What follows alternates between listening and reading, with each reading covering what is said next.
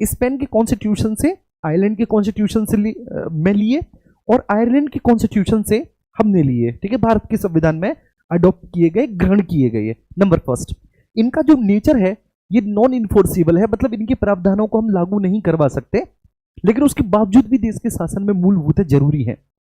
अगली बात मैं जो आपको बताने जा रहा हूं ये सरप्राइज करेगी आपको कि डीपीएसपी सकारात्मक है, मौलिक अधिकार नकारात्मक है, क्योंकि मौलिक अधिकार व्यक्तियों की शक्तियों को बढ़ोतरी देते हैं, व्यक्तियों को अधिकार देते हैं राज्य के अगेंस्ट, और कहीं ना कहीं जो मौलिक अधिकार है वो राज्य की शक्तियों पर अंकुश लगा रहे हैं, जिससे कि राज्य, ठीक है, व्यक्तियों के सर्वांगीण विकास से व्यक्तियों को वंचित ना कर सके।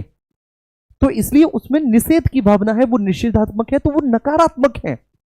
डीपीएसपी जो है वो सकारात्मक है। क्यों है सकारात्मक? क्योंकि राज्य को प्रेरित करते हैं कि राज्य लोक कल्याण की व्यवस्था करे, राज्य आर्थिक और सामाजिक न्याय को स्थापित करे। क्लियर है? ये बात आई समझ में? आइए प्रश्न पर चलते हैं। निम्नलिखित कथनों पर विचार कीजिए। मूल संविधान में आर्टिकल 36 से 51 तक कुल 16 अनुच्छेद डीपीएसपी के लिए रखे गए थे। ओरिजिनल कॉन्स्टिट्यूशन, मैं कभी भी बोलूं ओरिजिनल कॉन्स्टिट्यूशन तो मैंने हमेशा बताया है मेरे प्यारे लाल लालियों कि ओरिजिनल कॉन्स्टिट्यूशन का मतलब होता है कि वो कॉन्स्टिट्यूशन जो 26 नवंबर 1949 को बनकर तैयार हुआ, ठीक है, वो ओरिजिनल कॉन्स्टिट्यूशन होता है। ओरिजिनल कॉन्स्टिट्यूशन मीन, अगर आप विक्रम संवत में देखेंगे तो मिति मार्गशीर्ष शुक्ल सप्तमी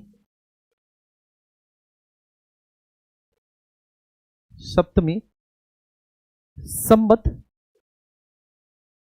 2006 विक्रमी, ठीक है। तो कई बार इसकी ये विक्रम संवत वाली जो तारीख है ये भी आपसे पूछ ली जाती है। तो मूल संविधान में आर्टिकल 36 से 51 तक टोटल 16 अनुच्छेदों में इसको रखा गया था, बिल्कुल सही बात है। 44वें संविधान संशोधन 1978 के माध्यम से इसमें आर्टिकल 39A, 43A और 38A को अंत स्थापित किया गया। एक गलत हो जाएगा क्योंकि ये जो 3 आर्टिकल इसमें अंत स्थापित किए गए हैं, ये जो 3 आर्टिकल इसमें इंसर्ट किए गए हैं, ये not 44th constitutional amendment but 42nd constitutional amendment से, ठीक है ना। ये 42वें कॉन्स्टिट्यूशनल अमेंडमेंट से 42वें संविधान संशोधन के माध्यम से किए गए हैं। किसके माध्यम से किए गए हैं? 42वें संविधान संशोधन के माध्यम से किए गए हैं। उम्मीद करता हूं कि ये बात आपको बहुत अच्छे से समझ में आ गई होगी, और आई डोंट थिंक सो कि यहां तक किसी को किसी भी तरह का कोई भी डाउट होगा, ठीक है। किससे किए गए? हमने 44वें संविधान संशोधन के माध्यम से नहीं, बल्कि इनको हमने 42वें संविधान संशोधन के माध्यम से शामिल किया है। तो 42वें संविधान संशोधन के माध्यम से आर्टिकल 39A, 43A और 48A को अंत स्थापित किया गया। तो देखा जाए तो केवल एक सही है, ठीक है, केवल एक सही है, केवल एक सही है, ठीक है। अब यहां पर देख लेना, ठीक है, 36 से 51 तक टोटल 16 आर्टिकल्स में है। भारतीय संविधान के भाग 4 में है, 36 से 51 में है। अगले प्रश्न पर आते हैं। संविधान के भाग 4 का जो संबंध है वो डीपीएसपी से है। जी हां, ठीक है, हमने तो इनको भाई आयरलैंड के कॉन्स्टिट्यूशन से लिया है, हमने इनको आयरलैंड के संविधान से ग्रहण किया है। अच्छा, मुझे एक बात बताएंगे कि आयरलैंड के संविधान से हमने और क्या क्या लिया है? इस चैप्टर को हम लोग पढ़ भी चुके हैं, the sources of Indian constitution हम पढ़ भी चुके हैं। तो प्लीज मुझे बताएंगे सब लोग कि हमने आयरलैंड के संविधान से और क्या क्या ग्रहण किया है। डीपीएसपी तो लिया ही है, डीपीएसपी के अलावा और क्या लिया है? चलिए,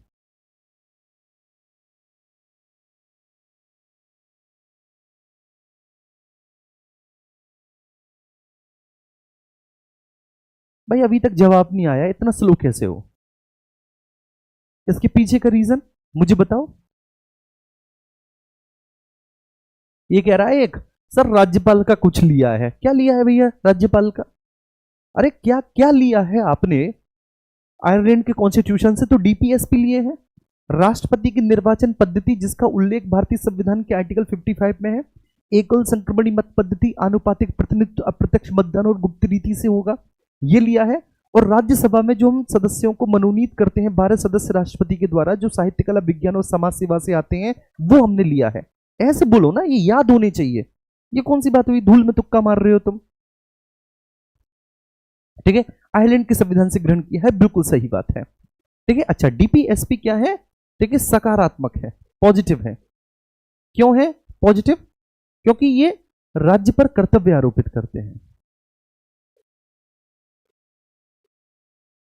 राज्य पर कर्तव्य आरोपित करते हैं, इसलिए पॉजिटिव है, राज्य पर कर्तव्य डालते हैं।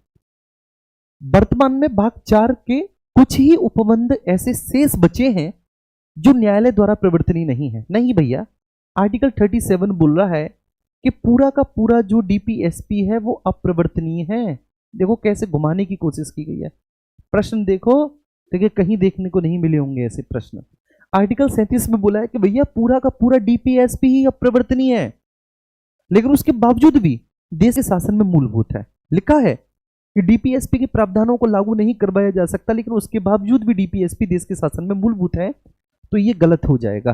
तो जब ये गलत हो जाएगा तो यहां पर भी केवल एक, ये गलत हो गया, ठीक है, और ये सही हो गया, तो यहां पर भी केवल एक होगा जी, केवल एक होगा। ठीक है, ये बात समझ में आ रही है सभी को।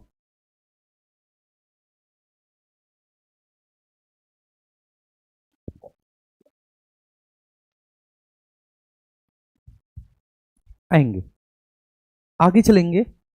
सूची 1 को सूची 2 से सुमेलित करना है और नीचे कूट दिए रखे हैं। ठीक है, अब सूची 1 को सूची 2 से सुमेलित करने के लिए अगर आप मुझसे पढ़े हैं वेल एंड गुड। ठीक है, कौन कौन मुझसे नहीं पढ़ा, जो जो मुझसे नहीं पढ़ा भैया, ठीक है, उन्हें प्रॉब्लम आ रही होगी डीपीएसपी को याद करने में, और वास्तव में उनको डीपीएसपी याद भी नहीं होंगे। तो आज पूरे लेक्चर में मैं क्लास में आपको डीपीएसपी याद करवाऊंगा, यही मेरा एकमात्र कर्तव्य है। ठीक है, आपकी क्लास में। तो डीपीएसपी 36 से लेके 51 तक में है, तो आर्टिकल 36-37 को हमें एक तरीके से याद करना है। इसके बाद आर्टिकल 38, आर्टिकल 39। अभी जो आर्टिकल 39 है ना, 39 में तुम्हारा ए है, बी है, सी है, डी है, ई है, एफ है। ठीक है, फिर आर्टिकल 39 ए, ये कैपिटल ए है। ठीक है, इसको हमने 42वें संविधान संशोधन से जोड़ा है 39 ए को। ठीक है ना, समझना है इसको। फिर इसके बाद आर्टिकल 40 है, 41 है, 42 है, 43। 43 में दो हैं, एक 43 ए है, एक 43 बी है, फिर 44 है। ठीक है, तो इनको हम एक तरीके से याद करेंगे। तो बताना एक बार, जो साथी ईमानदारी से बताओ यार, नहीं पढ़े हमसे, कोई दिक्कत वाली बात थोड़ी नहीं है, तो वो बताओ। जो जो नहीं पढ़ा, केवल वो थम्स अप कि भाई विनायक बैच में या प्रज्ञान बैच में नहीं मिला आपको पढ़ने का किसी भी तरह का कोई भी मौका, तो ऑब्वियस सी बात है डीपीएसपी याद करने में अब कैसे हम याद कर सकते हैं उसको देखेंगे, है ना, फटाफट से। देखो जो पढ़े हैं वो बोल रहे हैं कि सर ऐसे ऐसे ऐसे, बहुत अच्छे, बहुत सारे लोग हैं। ठीक है, अब देखो मैं तुम्हें एक जादू दिखाने जा रहा हूं। ठीक है, उस जादू को बहुत अच्छे से देखना, आप अनुभव करना, महसूस करना। बहुत सारे लोग हैं, जो भी है, ठीक है, वो यहां पर देखेंगे। आर्टिकल 36 में बेटा, ठीक है, राज्य की परिभाषा है, बड़ा सिंपल है। 36 में क्या है, डेफिनेशन ऑफ स्टेट, राज्य की परिभाषा। क्योंकि ये राज्य की नीति के निर्देशक तत्व है ना, ये राज्य की नीति के निर्देशक तत्व हैं। तो किसकी नीति के निर्देशक तत्व है, राज्य की। तो भैया राज्य कौन है, राज्य क्या है, उसके बारे में आर्टिकल 36 में परिभाषित किया गया है। लेकिन राज्य की ये जो परिभाषा है आर्टिकल 36 में, ये केवल भारतीय संविधान के भाग 4 के लिए है, भाग 4 के प्रायोजन हेतु। बात समझ में आ रही है। ये जो राज्य की परिभाषा है भारतीय संविधान के आर्टिकल 36 में, तो भारतीय संविधान के आर्टिकल 36 में राज्य की परिभाषा केवल व केवल भारतीय संविधान के भाग 4 के प्रोविजन के लिए है, भाग 4 के प्रायोजन के लिए है। इस राज्य का प्रयोग, ठीक है, जो आर्टिकल 36 वाला राज्य है ना, इसका प्रयोग अन्यत्र आप कहीं पर भी नहीं कर सकते। क्लियर है। अब 37 आता है। 37 कहता है कि डीपीएसपी अप्रवर्तनीय है। 37 क्या बोलता है, 37 कहता है कि डीपीएसपी जो है वह अप्रवर्तनीय है। कोई बात नहीं, डीपीएसपी अप्रवर्तनीय है, लेकिन उसके बावजूद भी